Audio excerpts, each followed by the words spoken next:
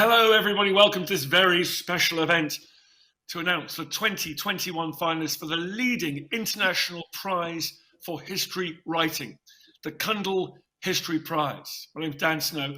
I'm delighted to be a host of today's conversation because it's between two of the best, two outstanding historians and authors, Michael Ignatieff and Margaret MacMillan. Michael Ignatieff is this year's chair of the jury for the prize, administered by McGill University, and he will today reveal the three books that the jurors have chosen as their finalists. It's very, very exciting. No, but it's a big deal actually, because each of the winners, each of them are winners. They each receive $10,000 US. The overall prize winner, who will be announced in the first week of December, will see their prize money go up to $75,000. That is the richest purse for a work of non-fiction in English. So I had the pleasure of hosting the Cundill History Prize winner event last year. I'm going to do it again this year, and we're going to be talking to the three authors whose books we're going to announce today. So I need to get reading. They will all be part of the annual Cundill History Prize Festival, a two-day program of events. Do make sure you visit cundillprize.com for information about the lineup. So today's event is being brought to you in partnership with the Frankfurt Book Fair, History Hit, the Literary Review of Canada, and Fane Productions. But now, let's get into it. It's my pleasure to welcome the historian, author, broadcaster, academic, the former leader of the Liberal Party of Canada, what a CV, Michael Ignatieff. Welcome, Michael. Nice to be here. And alongside you is one of the world's most distinguished historians, Margaret MacMillan. She chaired the jury for Cundill in 2017. She's Professor of History at the University of Toronto. She is an Emeritus Professor of International History at Oxford University. She is one of my personal heroes because she's also my aunt. In fact, I think she's also my godmother as well. There we go. Welcome, Margaret. Thank you, Dan. Nice to be with family and friends. Michael, you have moved, I don't know how you guys have done it. You've gone from 350 books down to 3 over the last few months. Michael, what's it been like for you and your jurors judging so far? Well, it's been, in a sense, when you start, you think it's impossible. You start with 350 and you know you're funneling this down to 3, and we're going to be announcing the 3 today. And at the start, you think, I just don't know how we're going to do it. But we had a very good jury, and I think this is where experience counts. Each of them, Eric, Sunil, Henrietta, and Jennifer, you'll meet them later. These are pros, and so they're pretty good at discarding. A lot of the job is just saying this is an interesting book, a good book. I think the criteria that drove a lot of this, I don't know whether Margaret agrees, was whether these books reach out to a wider audience and communicate urgently to a wider audience. It was one thing to write a book that pleases historians. We were looking for books that both satisfy the criteria of excellence in historical scholarship, but also can really blow it open for an ordinary reader. And we've got, I think, 3 books that meet that criteria above all. I don't know how Margaret did the judging when she ran the prize, but that's what we were looking for. Interesting, Margaret. It's interesting, Mark, because as a historian, surely you're tempted to look at the endnotes and the quality of research and whether the new archival sources have been found, or is it just sort of someone who's able to write and engage with that larger audience? How do you balance that up? Well, we did try and balance it, and I think Michael's absolutely right. I mean, when I chaired it, I had a wonderful jury as well, and we were all very conscious of the need for history to be accessible to people because history is so important. We all know how important history is, and we need to be able to reach out as historians. We need historians to reach out to people who are interested in their world and how it got to be the way it was. And so I think we did try and keep a balance. Of course, it matters what the research is. Of course, it matters that the person writing the book really is absolutely familiar with the subject. But what we look for, as you've done this year, I think, Michael, is we look for the books that made us say, I never knew that. That's absolutely extraordinary, and I'm glad I know it now.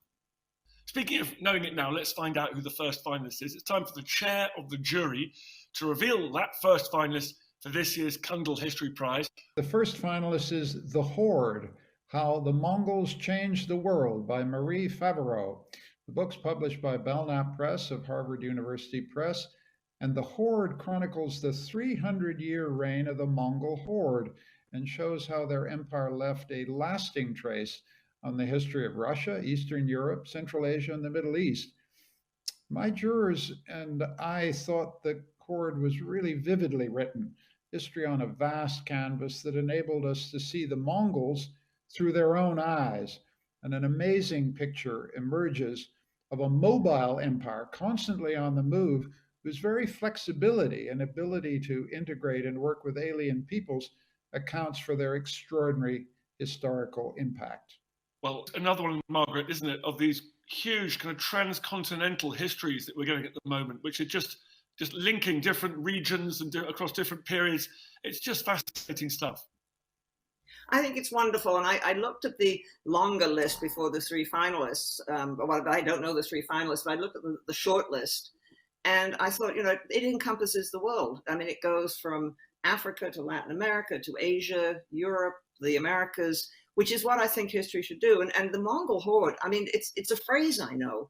And I'm ashamed to say I know very little more than that. I mean, I know they had an impact, but what that impact was, what they did, how they did it. So I really look forward to reading it. Yeah, it's an amazing, one of the things that's just fantastic about the book is its vivid description of the ways in which this empire moved. I mean, 150, 200,000 people would move from their winter resting place to their summer grazing place.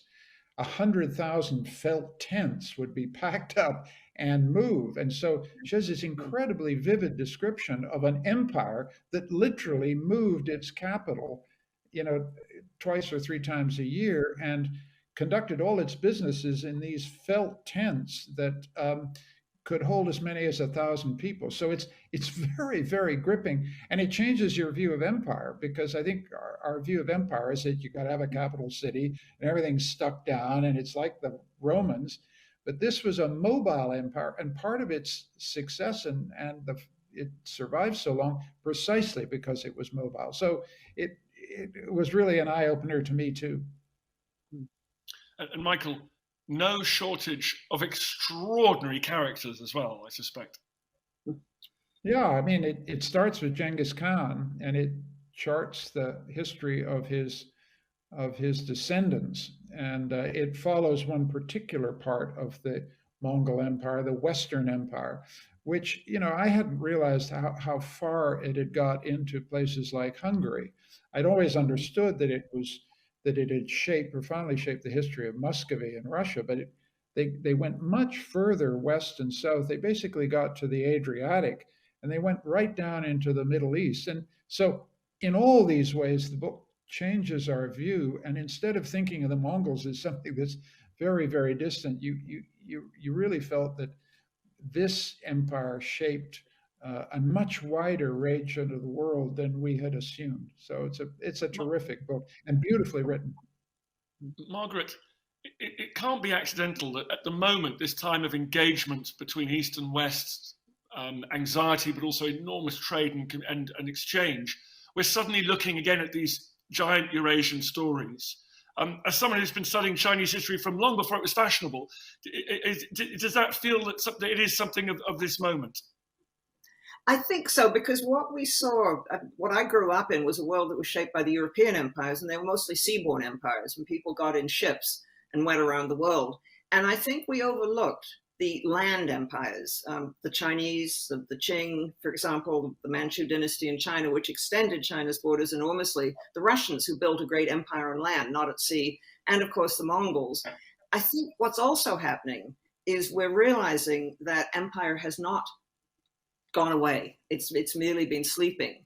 And it is probably the most persistent and prevailing form of government in the world. I mean, you think of how many empires have been in the past, and we're seeing a new age of empire, and we don't call it empire. But I think what we're seeing in the competition for influence, for example, in Central Asia between Russia, the United States, and China, those are imperial struggles. And so I think very important for us to understand not just how the Mongol Empire shaped our world. I mean, I asked myself, what would have happened if they hadn't pulled back from Hungary, if they'd gone into Austria? The whole of the center of Europe might have been quite different. We might see mosques in Vienna, where you live now, Michael, instead of churches and cathedrals. Yeah. So I think that was that.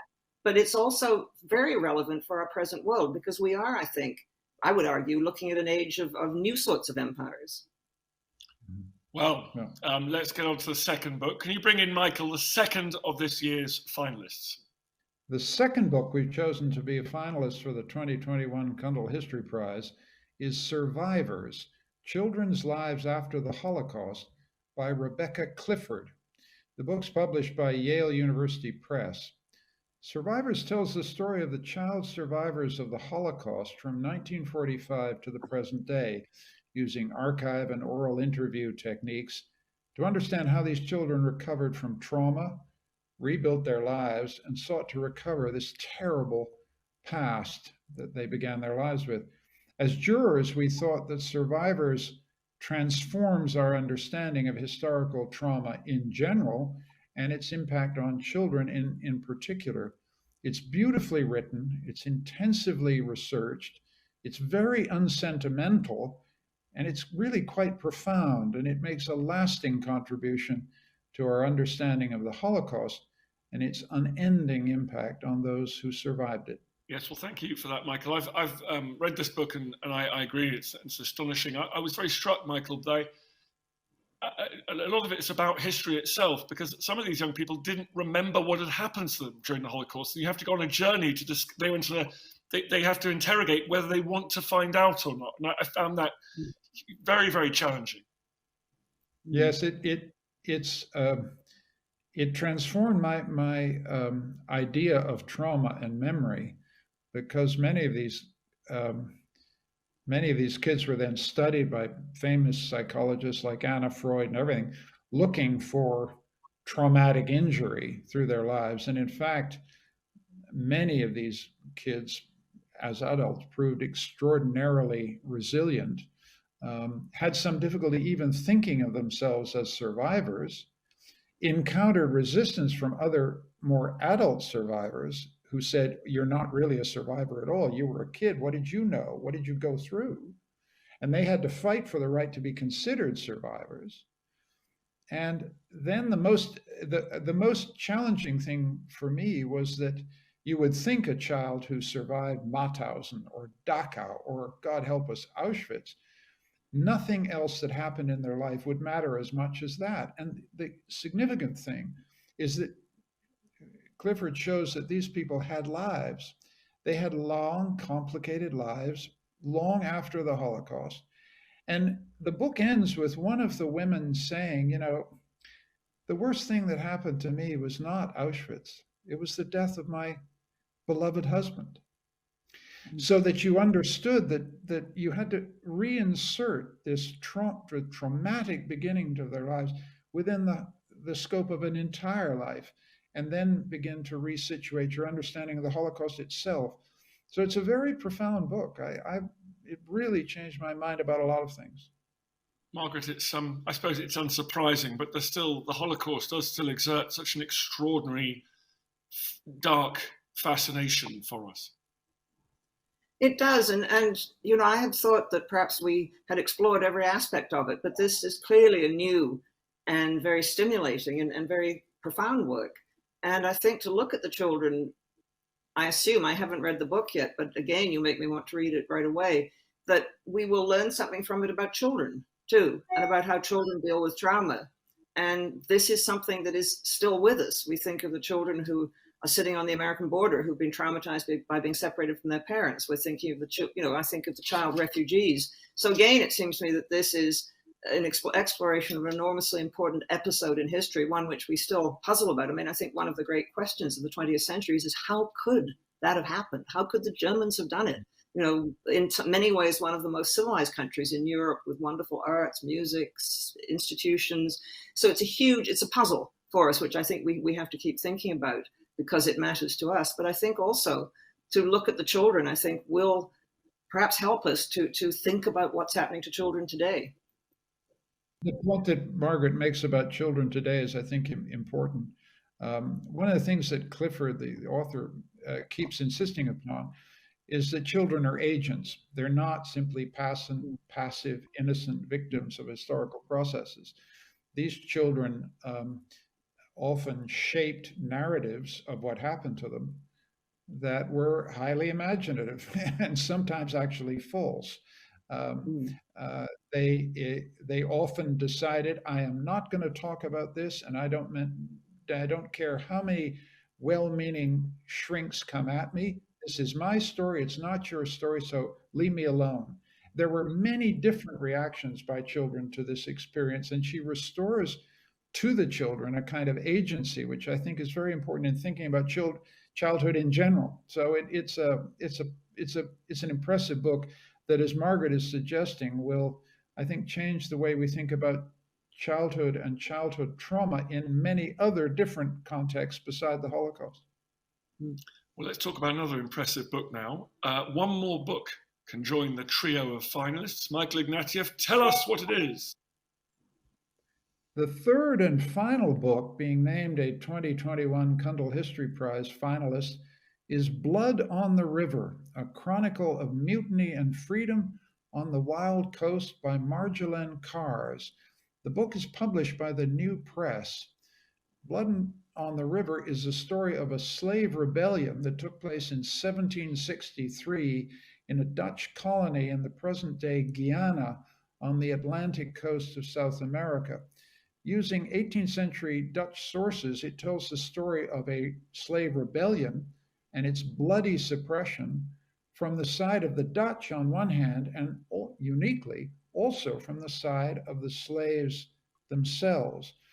And the jury thought that Margaret Cars, the author, is just a marvelous writer and a scholar who used untapped resources that had never been used before, to breathe life into both the oppressors and the oppressed in a colony built on slavery and savage violence. It's really an unforgettable piece of storytelling.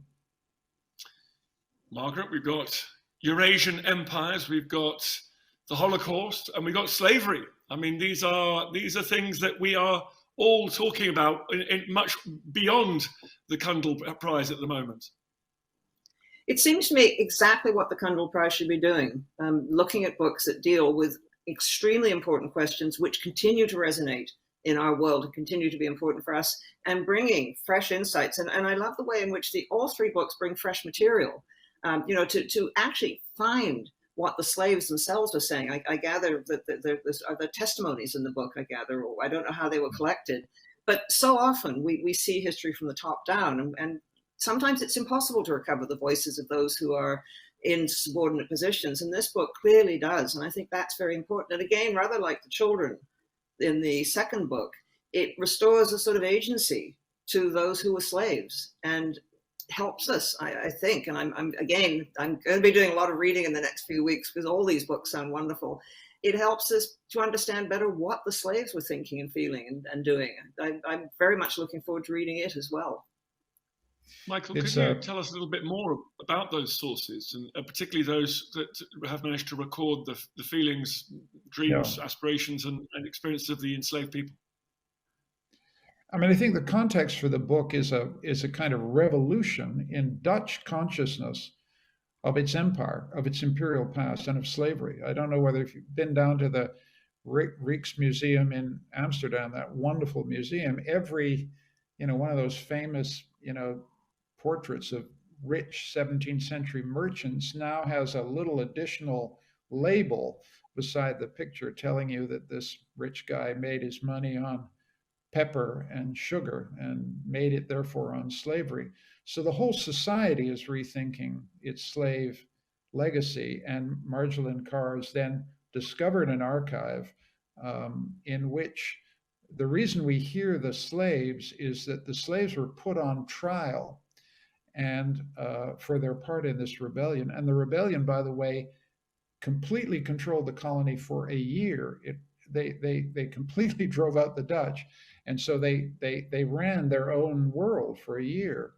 And so when they were then put on trial, their testimony was recorded.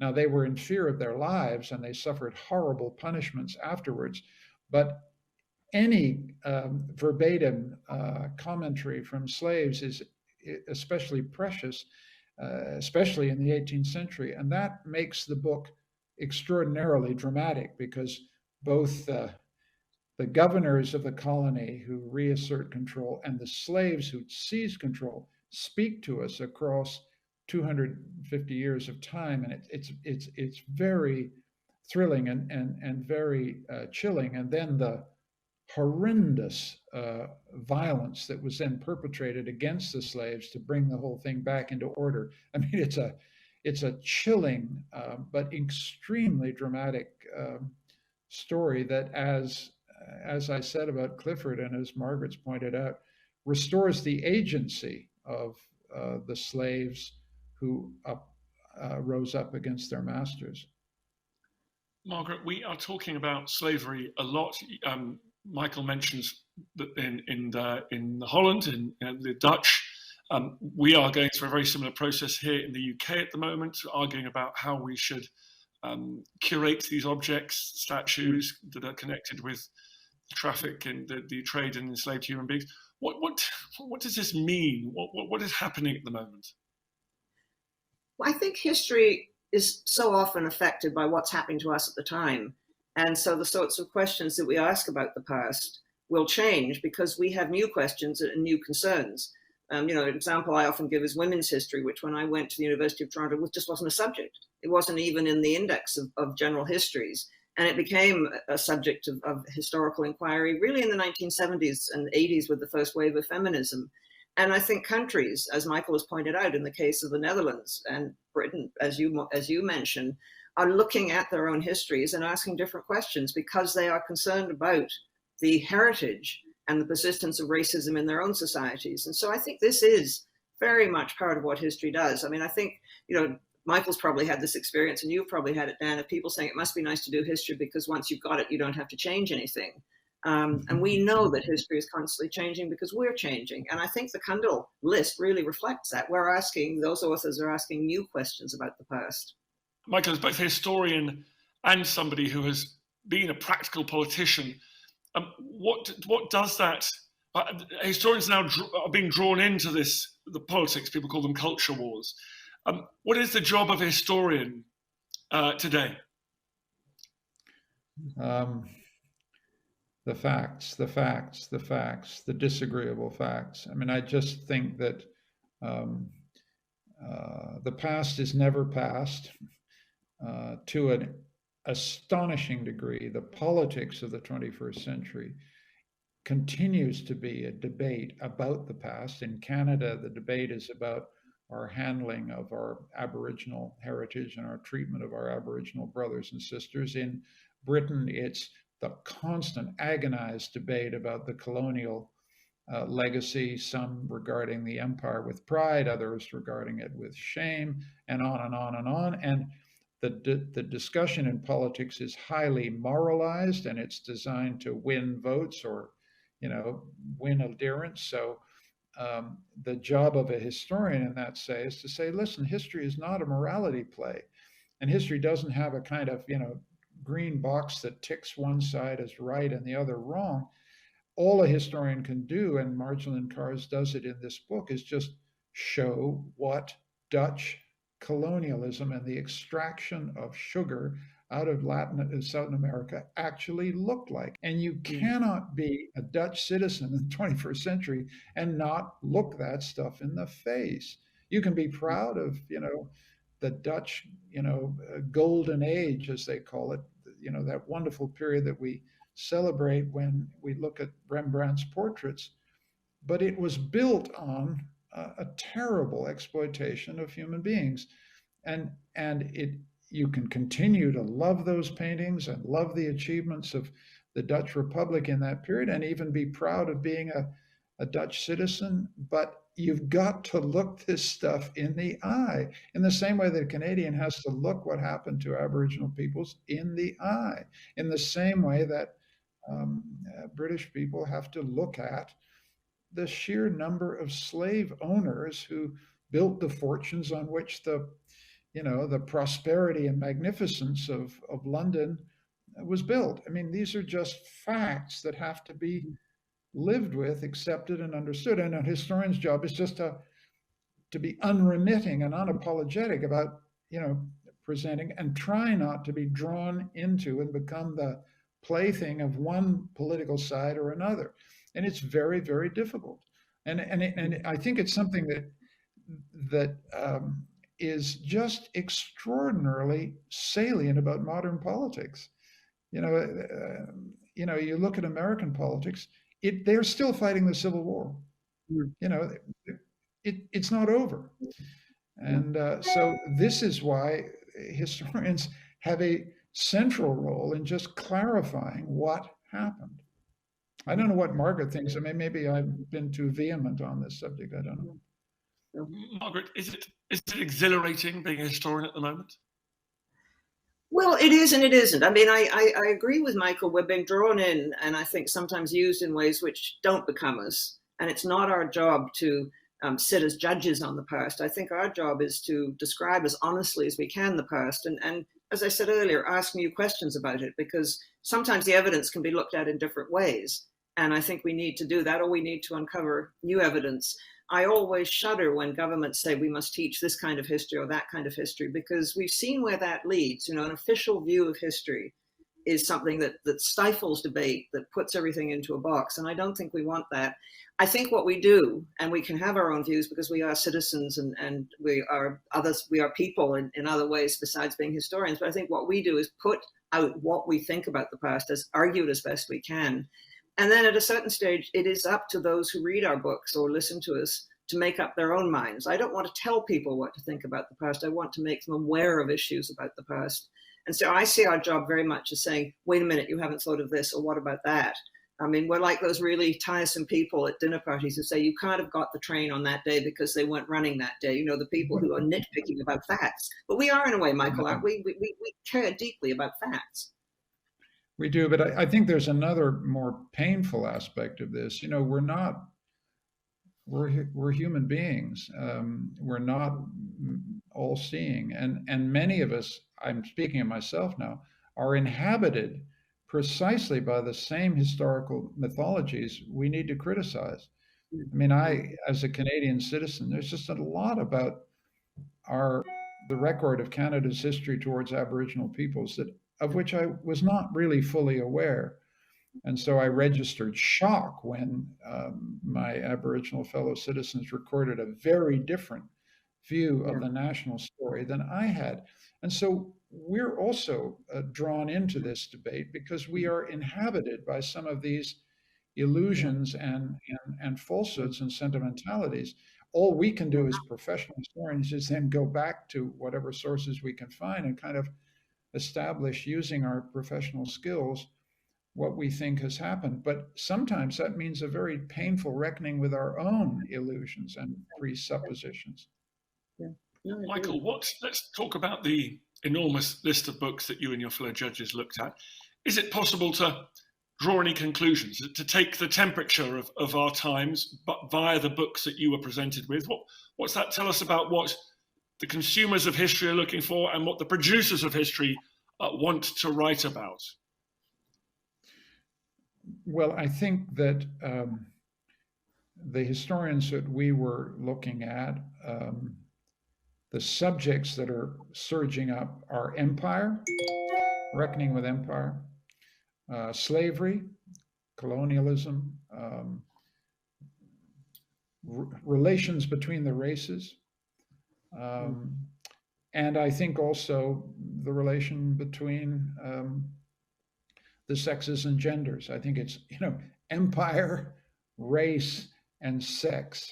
And gender. I think these are the things that we noticed. I think the other thing that Margaret said earlier, which is, I think, also true, is history is trying to be global. And it's tough, let's be honest. It's admirable to want to do global history, but I noticed that some of the books that did not make the short list were global in ambition, but their reach exceeded their grasp. In the sense that if you're going to do global history, you've got to speak about 12 languages, right? And many historians have wonderful ambitions, but they don't have the linguistic skills to master the sources that would give them mastery of, the history of Vietnam or the history of China or the history of wherever they're going. And so, as we globalize the study of empire, as we globalize the study of race, as we globalize the study of sex and gender, this is putting an enormous burden on historians like myself. I mean, I got 2 languages, I haven't got more, and it's just a lot. So it's exciting to do global history, but it's extremely demanding.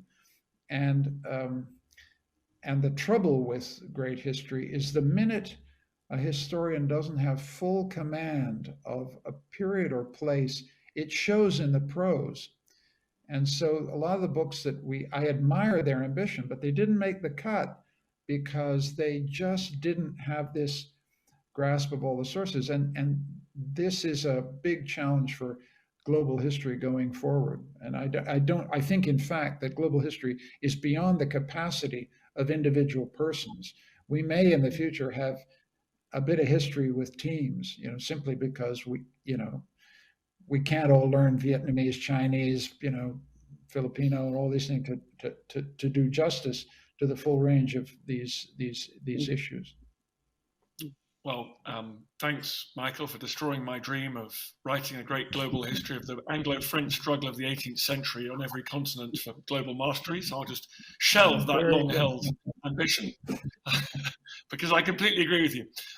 Margaret, looking out at again, just what you haven't read, obviously looked at the precise 300, but you're across what's being published, what the work that's being done at the moment. Are you seeing sex, empire, and race very prominently as well? Yes, I think very much, because I think, again, it's partly a reckoning that we're doing with our own past. And like Michael, in Canada, again, when I went to university in the 60s, there was no Indigenous history. That was a field that simply didn't exist. And there were pioneering historians who have helped to uncover the sources and help to build a narrative.